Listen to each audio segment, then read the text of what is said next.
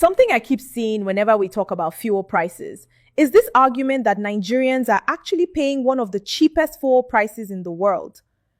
People share charts showing the global average is around 1,990 naira per liter. And because we're paying below that, we're supposed to be grateful. If someone sends you that argument, just send them this video. Because a price is only cheap if the people can actually afford to pay it. The real question is not what you're paying at the filling station. It's how many hours you have to work just to pay for 1 liter. So let me show you what I mean.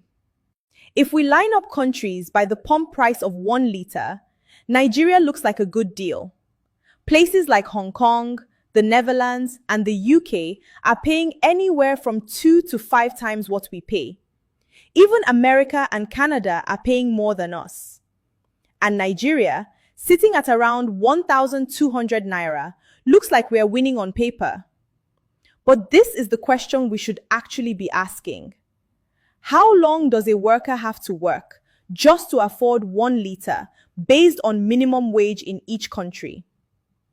An American worker clocks in, gets settled at their desk, checks their emails, and by the time they look up, they've already earned enough for a liter of fuel. That's just 6 minutes of work. Canada, 8 minutes. The UK, 9 minutes. Even Hong Kong, the most expensive city on this list, 20 minutes. Now Nigeria. Our minimum wage is 70,000 naira a month. And even that, according to this week's Punch newspaper, most states have still not paid it. The NLC is already planning street protests for May Day because of it. But even if you collect that full 70,000 naira, it works out to about 437 naira per hour. So to buy that same 1 liter of fuel, a Nigerian worker has to work for 2 hours and 44 minutes. 164 minutes of work for 1 liter. But wait, that 164 minutes, that is actually the optimistic version of this story. The National Bureau of Statistics tells us that nearly 93% of Nigerians work in the informal sector. We are talking about the woman selling roasted corn by the roadside, the man selling things in traffic, the petty trader, the roadside mechanic, the farm worker. For these people, there is no minimum wage. There is no HR department. There is no labor union fighting for their salary. Many of them are earning far less than 400 naira an hour. So for that woman selling roasted corn, 1 liter of fuel is not 164 minutes of work. It could be her entire morning's profit. Every kobo she made from the moment she set up her stall to the moment the sun gets too hot to stand outside.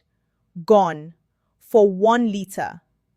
And when fuel prices go up, these are not people who cut back on Netflix or stop going to the movies. They cut back on food.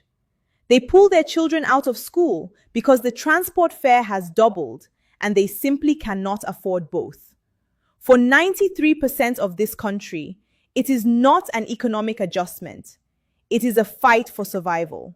And let's also talk about the taxes Nigerians are paying that nobody puts in a chart. When you buy fuel for your generator because there is no light, that is a tax. When you pay for a private borehole because there is no pipe-borne water, that is a tax.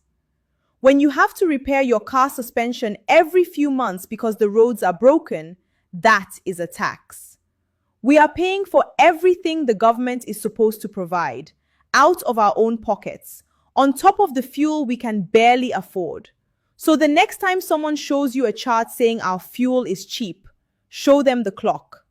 And then show them the woman by the roadside who worked all morning just to afford the fuel that brought her there. Because 6 minutes and an entire morning's profit are not the same thing. Nigeria does not have cheap fuel. We have expensive poverty.